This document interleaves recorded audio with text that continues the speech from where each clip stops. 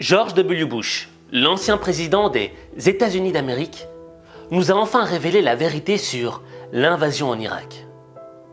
Et en vrai, je ne sais pas si on doit en rigoler ou en pleurer. Mais la vérité, tu vas la découvrir dans cette vidéo.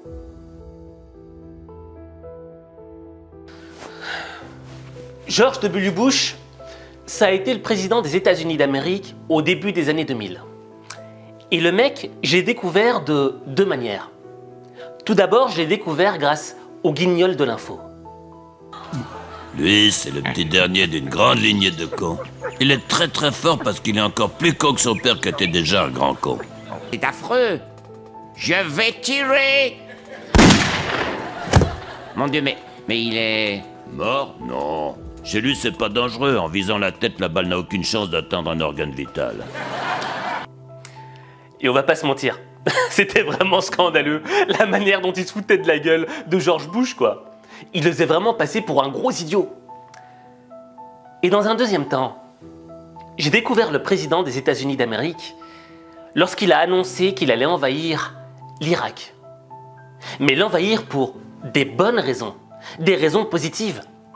Il voulait libérer le peuple irakien du joug du dictateur Saddam Hussein. Parce que Saddam, il avait des armes de destruction massive dans son pays aussi. Et c'était dangereux. Et moi, je vais pas te mentir, à ce moment-là, j'étais adolescent. Et j'étais américain. Et on va pas se mentir, on est tous un peu américains. Parce qu'on a tous été américanisés par la culture américaine. Quand on regarde des séries, quand on regarde des films, on est américain, on le devient. Et donc, moi, j'étais un bon patriote, quoi, tu vois. Et je me disais, mais allons-y, allons sauver le peuple irakien. Et il y avait des arguments derrière, notamment Colin Powell avec sa petite fiole. Le chef de la diplomatie américaine brandit un flacon d'anthrax pour dénoncer l'existence d'armes biologiques, puis fournit une photo. Bon, je vais pas te mentir, c'est vrai que quand j'avais vu la fiole, je m'étais dit, c'est quand même bizarre, mec, que tu prennes un truc hyper dangereux dans une assemblée avec des mecs hyper importants, tu vois. Je veux dire, si le mec qui pète un câble et qui décide de l'ouvrir et... tu vois, on sait jamais, quoi, tu vois. Enfin bref. La guerre a été lancée. Et je vais pas te mentir, une fois que la guerre avait été lancée, et quelques mois plus tard, j'avais un petit goût amer dans la bouche. Parce que moi, j'avais mangé. J'avais mangé tout ce que les médias nous donnaient. Tu vois, libérer le peuple, montrer son patriotisme, être avec les Américains, nos libérateurs à la Seconde Guerre mondiale. J'y étais, je mangeais, tu vois. Mais après, cette bouffe avait un goût amer. J'arrivais pas à la digérer. Pourquoi? Parce que je me souviens d'un épisode où j'avais vu un journaliste irakien qui avait commencé à jeter ses chaussures sur George W. Bush.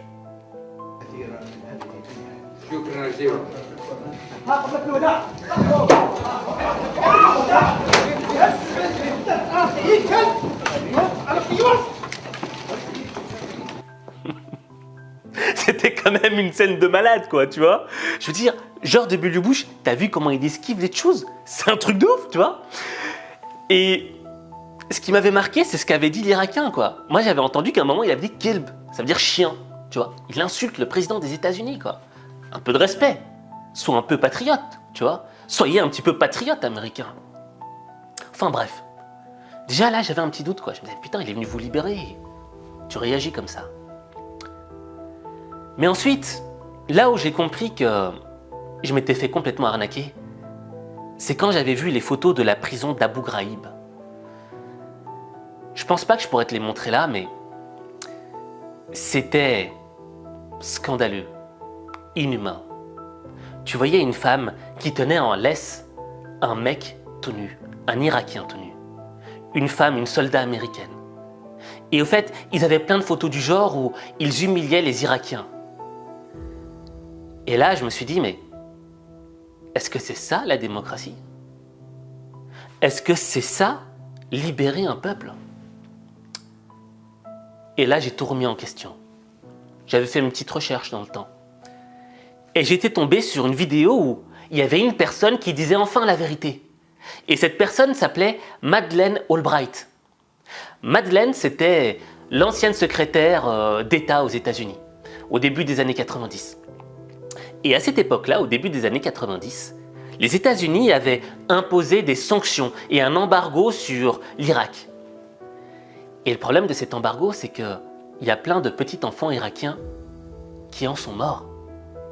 Parce qu'ils n'avaient pas les bons médicaments, ils n'avaient pas la bonne bouffe. Et il y a une journaliste qui demande à Madeleine Albright, est-ce que tous ces milliers d'enfants morts irakiens en valaient le coup? Est-ce que le prix en valait le coup? More children than died in Hiroshima. And you know, is the price worth it? Et là, tu as Madeleine Albright qui a dit la vérité. Elle a dit, c'est très très dur, la décision était difficile, mais le prix en valait le coup. I think this is a very hard choice, but we think the price is worth it. Et qu'est-ce que je vais te dire? Quand j'ai vu ça, j'ai compris que je mangeais tout ce qu'on me disait, quoi. Que je prenais pour argent comptant tout ce qu'on me disait, que je croyais tout. Et c'est là que j'ai appris à douter de tout, à tout remettre en question. Et aujourd'hui, ce qui me fait plaisir, c'est que j'ai compris que les raisons libératrices pour sauver le peuple irakien étaient fausses. Que c'était juste des enjeux géostratégiques. Et il y a 2 jours de ça, George W. Bush a fait un lapsus ultra révélateur qui a remis les pendules à l'heure. Terminer cette page Ukraine, écoutez l'ancien président américain George W. Bush, il s'est exprimé sur le conflit en cours et visiblement, il n'était pas très concentré. Les élections russes sont truquées. Les opposants politiques sont emprisonnés ou empêchés de participer au processus électoral. Il en résulte une absence de frein et de contrepoint en Russie. Et la décision d'un seul homme de lancer une invasion totalement injustifiée et brutale de l'Irak, je veux dire de l'Ukraine. J'ai 75 ans. 75. J'ai 75 ans. Sacré George, on te pardonne. Et ce qui est bien là avec George, c'est qu'on peut en tirer une vraie leçon de vie. C'est que la vérité, on peut la comparer à un gros ballon rempli d'air. Et tu vois, ce ballon rempli d'air, t'auras beau le cacher dans l'eau, le cacher sous la surface, il aura toujours tendance à vouloir remonter à la surface. Pourquoi? Parce que l'eau exerce une pression plus forte à la base qu'au-dessus. Ce qu'on appelle la poussée d'Archimède. Et avec George Bush, le mensonge, il était énorme.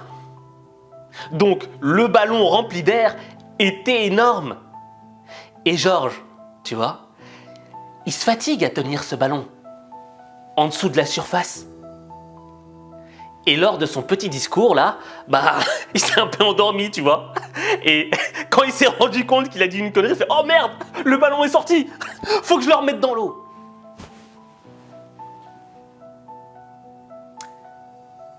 T'auras beau essayer de cacher un mensonge, la vérité remontera toujours à la surface. Et ce mensonge, le mensonge en lui-même, le concept du mensonge, il a une double dimension. Tout d'abord, une dimension extérieure. On veut cacher aux autres. On veut manipuler la pensée des autres en leur cachant la vérité. Et ensuite, il y a une dimension intérieure. C'est que tu dois lutter contre ce mensonge. Tu dois le maintenir constamment en dessous de la surface de l'eau. Et parfois, c'est difficile.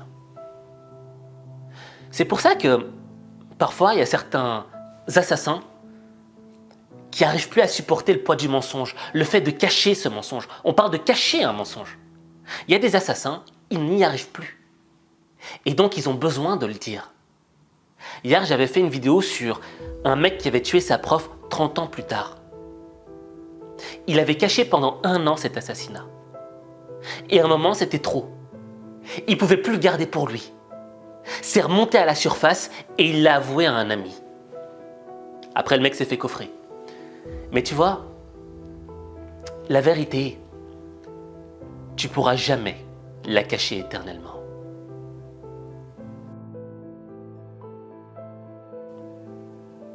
Et tu vois, le problème du mensonge, ce sont surtout ses conséquences. Quand on se ment à nous-mêmes, ça a des conséquences sur nous-mêmes. Parce qu'on ne peut pas se voiler la face. On sait où est la vérité. Et quand on ment, on sait qu'on ment. Mais le gros problème arrive quand notre mensonge a des conséquences sur la vie des autres. Tu sais, j'avais vu un documentaire sur l'Irak, un reportage sur l'après-guerre en Irak. Je pense que c'était Canal+ qui l'avait fait ou je sais plus.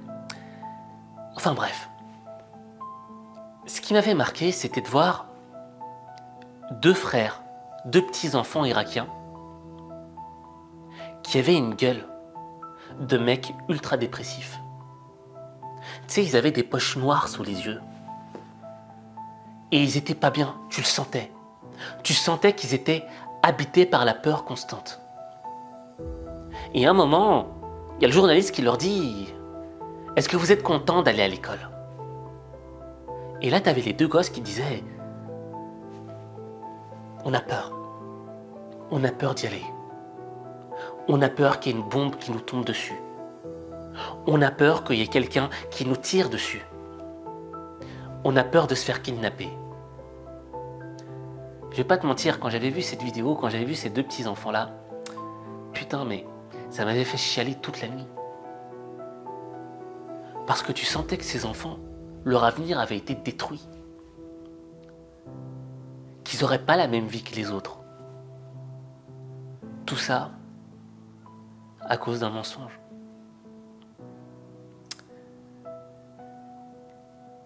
Et c'est pour ça qu'il ne faut jamais mentir. Parce que le mensonge a toujours des conséquences négatives. Elle a d'abord des conséquences négatives sur nous. Parce qu'il y a la poussée d'Archimède, tu vois, qui pousse le ballon du mensonge vers le haut. Et on se fatigue à essayer de le remettre sur la surface. Et en même temps, elle a des conséquences négatives sur les autres. Parce qu'elles peuvent détruire des vies. Donc, si tu veux transformer ta vie et la réussir, je te conseille de ne jamais mentir.